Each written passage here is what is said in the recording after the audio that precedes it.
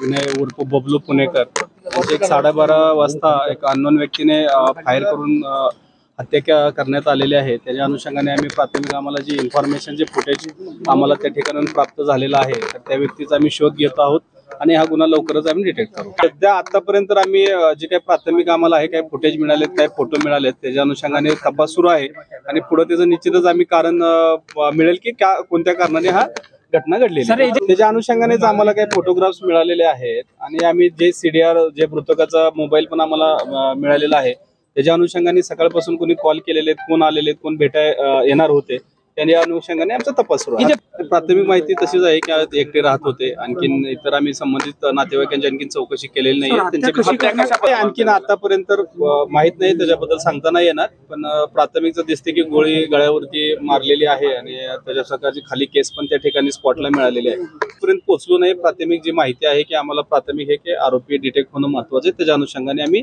तपास पथक तयार केलेलं आहे। एक राऊंड दिसतोय प्राथमिक फायर झालेला।